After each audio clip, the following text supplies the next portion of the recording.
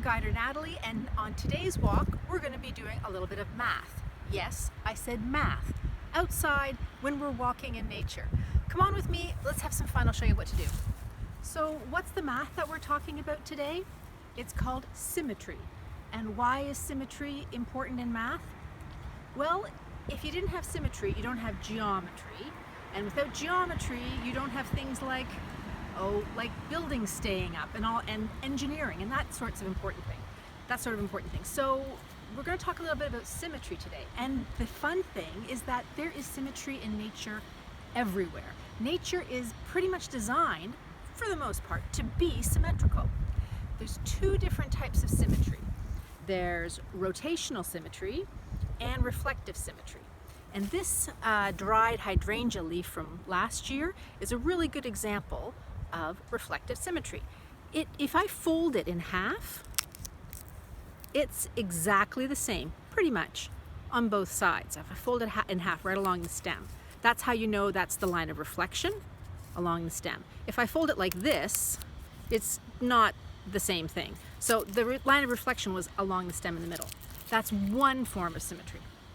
The other form of symmetry is rotational. And that's when you take a slice, like a pie slice or a cake slice, and you move it around and it's the exact same thing no matter where you go. You definitely, Girl Guide promise that you've seen this before, because you probably have used a kaleidoscope. Kaleidoscopes are excellent examples of rotational symmetry. So we found two things already. We found hydrangea leaf and dandelion flower that have symmetry. I wonder what else we can see in our walk today that has symmetry. Come on, let's go see. So I found some really pretty purple little violets. I wonder if they're symmetrical. What do you guys think? Possibly. If you folded it in half, right down the middle, it's probably symmetrical. And a 3-leaf clover, yes, it's symmetrical. It's symmetrical in each petal. You could fold it up, and those are equal.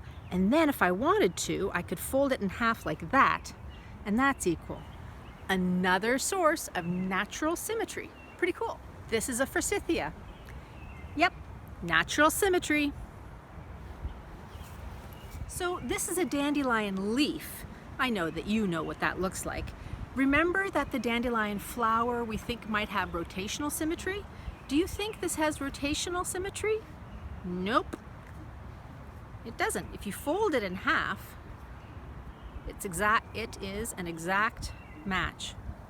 So that's not rotational.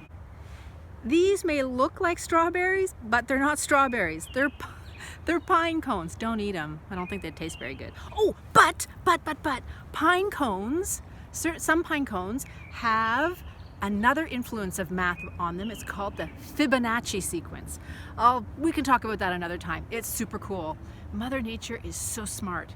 Or else maybe we as humans are just trying to figure out how smart Mother Nature is. Anyway, these aren't strawberries, they're pine cones. Don't eat them. So see these maple leaves? These maple leaves are a really good example of symmetry. If you fold them right down here, right down this line, they will make an exact match. It's pretty cool.